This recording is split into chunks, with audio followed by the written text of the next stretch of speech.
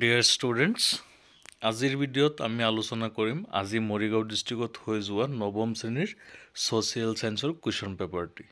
এই কুৱেশ্যন পেপাৰত তোমালোকক যি 45টা MCQ কৰি দিয়া হৈছে, এই MCQখিনি সমাধা কৰি দিম।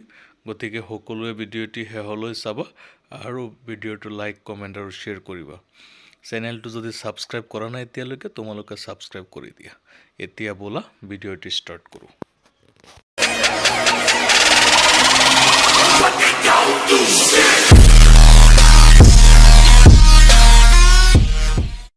আজি নৱম শ্ৰেণীৰ সমাজ বিজ্ঞানৰ প্ৰশ্ন কাকতৰ প্ৰথম MCQটো আছিল কুৱেশ্যন নম্বৰ 1, মুদ্ৰাস্ফীতিৰ সময়ত আটাইতকৈ ক্ষতিগ্ৰস্ত হোৱা শ্ৰেণীটো হ'ল অপশ্যন এ শুদ্ধ, স্থিৰ বেতনভোগীসকল। কুৱেশ্যন নম্বৰ 2, লায়নেল ৰবিনছৰ অৰ্থনীতিৰ সংজ্ঞাটো আটাইতকৈ গ্ৰহণযোগ্য কাৰণ ইয়াৰ শুদ্ধ অপশ্যনটো হৈছে অপশ্যন ডি, ওপৰৰ আটাইকেইটা। কুৱেশ্যন নম্বৰ 3, তলৰ কোনখন চহৰ ইংলেণ্ডৰ ৰজা দ্বিতীয় চাৰ্লছে যৌতুক হিচাপে লাভ কৰিছিল? ইয়াৰ শুদ্ধ অপশ্যন হৈছে option D, Bombay. Question number 4, তলৰ কোনটো উক্তি ভাৰতৰ উপকূলীয় অঞ্চলৰ এটা বৈশিষ্ট্য? তলৰ কোনটো উক্তি ভাৰতৰ উপকূলীয় অঞ্চলৰ এটা বৈশিষ্ট্য? কুৱেশ্যন নম্বৰ 4, ইয়াৰ শুদ্ধ অপশ্যন হৈছে অপশ্যন এ, পশ্চিম উপকূল অঞ্চলটো আৰৱ সাগৰ আৰু পশ্চিম ঘাট পৰ্বতৰ মাজত অৱস্থিত। কুৱেশ্যন নম্বৰ 5, আই ইকুৱেল ভোগ ব্যয় প্লাছ ডেছ। ইয়াৰ শুদ্ধ অপশ্যনটো হৈছে অপশ্যন বি, সঞ্চয়। কুৱেশ্যন নম্বৰ 5, সঞ্চয়। কুৱেশ্যন নম্বৰ 6, ইংগ-বাৰ্মা যুদ্ধ সংঘটিত হোৱা সময়ছোৱা হ'ল অপশ্যন ডি শুদ্ধ, 1824 পৰা 1826 চনলৈ। কুৱেশ্যন নম্বৰ 7, আহোম ৰজাসকলক স্বৰ্গদেউ বুলি কোৱা প্ৰথাটো সম্ভৱতঃ কাৰ দিনৰ পৰা আৰম্ভ হৈছিল? ইয়াৰ শুদ্ধ অপশ্যন হৈছে অপশ্যন বি, চুহুংমুং। কুৱেশ্যন নম্বৰ 8, তলৰ কোনটো উক্তি শুদ্ধ? ইয়াত তোমালোকক প্ৰথমে দুটা উক্তি দিছে, তাৰপিছত অপশ্যন দিছে। ইয়াৰ উক্তি দুটা চালে কুৱেশ্যন নম্বৰ 8ৰ অপশ্যন এ শুদ্ধ, কেৱল এক শুদ্ধ। কুৱেশ্যন নম্বৰ 9, বায়ুমণ্ডলৰ এবিধ অন্যতম পাতল গেছ হ'ল option D, helium. Question number 9, option D, helium. Question number 10, চীনৰ দৰে একদলীয় ব্যৱস্থা প্ৰচলন থকা এখন সাম্যবাদী ৰাষ্ট্ৰ হ'ল অপশ্যন চি শুদ্ধ, উত্তৰ কোৰিয়া।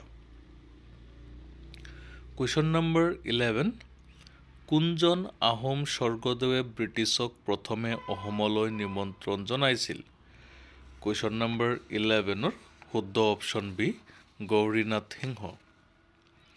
কুৱেশ্যন নম্বৰ 12, নগাঁও জিলাৰ লংকা লামডিং অঞ্চলত বছৰি হোৱা গড় বৰষুণৰ পৰিমাণ হ'ল অপশ্যন এ শুদ্ধ, 129 চেণ্টিমিটাৰ। কুৱেশ্যন নম্বৰ 13, কাৰ নেতৃত্বত 1979 চনত ভাৰতত মৰ্চা চৰকাৰ গঠন হৈছিল? ইয়াৰ শুদ্ধ অপশ্যন হ'ব option C, Charan Singh.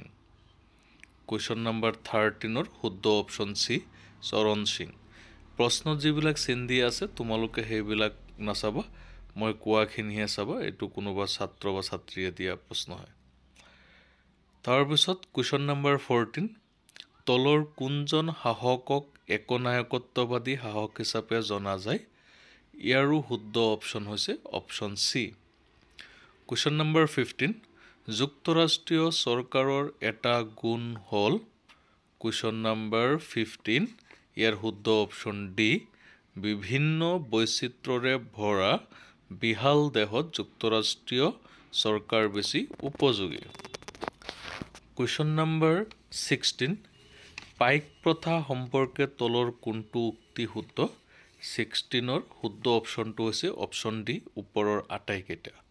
Question number 17, তলৰ উক্তিকেইটা বিবেচনা কৰা দুটা উক্তি দিছে তাৰপিছত অপশ্যন 4টা দিছে কুৱেশ্যন নম্বৰ 17 ইয়াৰে শুদ্ধ অপশ্যনটো হ'ব অপশ্যন সি 1 আৰু 2 উভয়ে শুদ্ধ কুৱেশ্যন নম্বৰ 18 লৰ্ড ৰিপনে প্ৰৱৰ্তন কৰা ইলবাৰ্ট বিলৰ উদ্দেশ্য কি আছিল কুৱেশ্যন নম্বৰ 18 শুদ্ধ অপশ্যন বি ভাৰতৰ ন্যায়াধীশক ইউৰোপৰ আসামিক বিচাৰ কৰিব পৰা ব্যৱস্থা কৰা কুৱেশ্যন নম্বৰ 19 অসমত পোৱা ভূ প্ৰাকৃতিক অৱয়ৱসমূহ হ'ল ইয়াৰ শুদ্ধ অপশ্যনটো হ'ব question number 19 option A question number 20 তলৰ কোনখন বৰাক নদীৰ উপনৈ ইয়াৰ শুদ্ধ অপশ্যন ডি হুনাই কুৱেশ্যন নম্বৰ 11 মোৱামৰীয়া বিদ্ৰোহ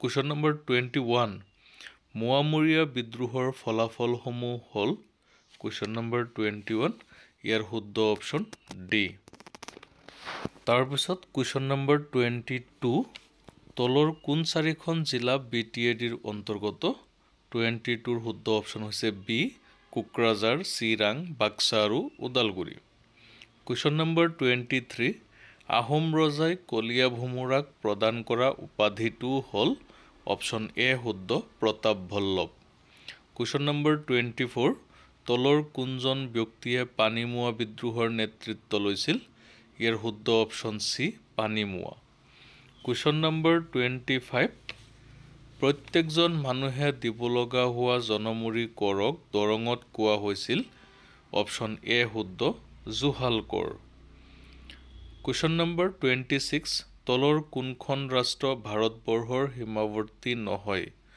ইয়াৰ অপশ্যন সি শুদ্ধ আফগানিস্তান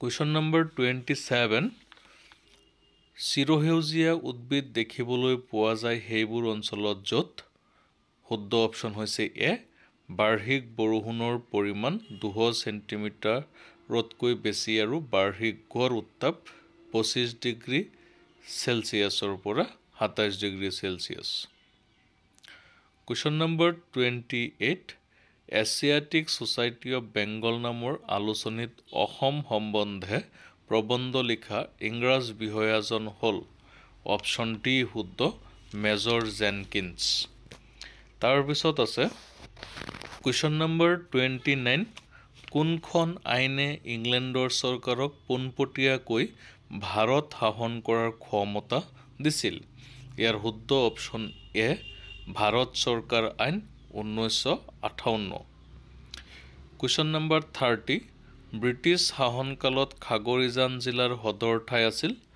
অপশ্যন বি শুদ্ধ নগাঁও 31 1830 চনৰ আগষ্ট মাহত শিৱসাগৰ পুখুৰীৰ পাৰত ফাঁচি দিয়া অসমীয়া দুজন আছিল ইয়াৰ অপশ্যন বি শুদ্ধ পিয়লি ফুকন আৰু জিউৰাম দুলীয়া বৰুৱা কুৱেশ্যন নম্বৰ 32 বায়ু প্ৰবাহৰ মূল কাৰণটো হ'ল অপশ্যন বি শুদ্ধ চাপৰ তাৰতম্য কুৱেশ্যন নম্বৰ 33 গ্ৰীষ্মকালত দিনৰ ভাগত উষ্ণতা বৃদ্ধিৰ ফলত থৰ মৰুভূমিত সৃষ্টি হোৱা বায়ু প্ৰবাহ যেতিয়া উত্তৰ ভাৰতৰ গংগা সমভূমি অঞ্চলত প্ৰৱেশ কৰে তেতিয়া ইয়াক ডেছ বোলা হয়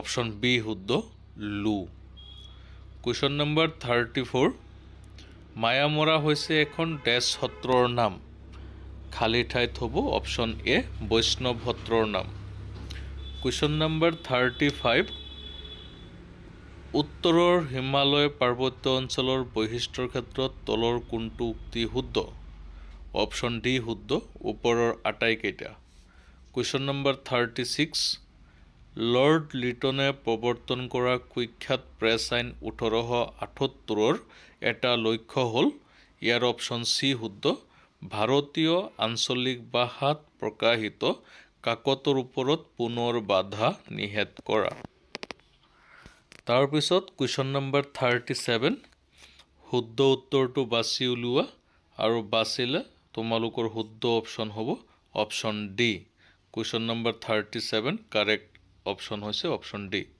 38 তলৰ কোনটো দক্ষিণ ভাৰতৰ নদীৰ বৈশিষ্ট্য ইয়াৰ শুদ্ধ অপশ্যনটো হৈছে অপশ্যন ডি দক্ষিণ ভাৰতৰ নদীবোৰ তুলনামূলকভাৱে চুটি 39 কোনো এটা বস্তুৰ অভাৱ পূৰণ কৰিব পৰা ক্ষমতাক ডেছ বুলি কোৱা হয় অপশ্যন সি শুদ্ধ উপযোগিতা কুৱেশ্যন 40 সতীদাহ প্ৰথা বন্ধ কৰাৰ ক্ষেত্ৰত ৰাজা ৰামমোহন ৰায়ক সহযোগ কৰা ইংৰাজ বিষয়াজন হ'ল অপশ্যন বি শুদ্ধ lord William Bentinck question number 41 চিপাহী বিদ্ৰোহৰ সময়ত ভাৰতৰ গভৰ্ণৰ আছিল অপশ্যন এ শুদ্ধ লৰ্ড ডেলহাউচি কুৱেশ্যন নম্বৰ 42 গোলকীয় উত্তাপ বৃদ্ধিৰ এটা মূল কাৰণ হ'ল অপশ্যন বি শুদ্ধ বায়ুমণ্ডলত কাৰ্বন ডাই অক্সাইডৰ পৰিমাণ বৃদ্ধি তাৰপিছত আছে কুৱেশ্যন নম্বৰ 43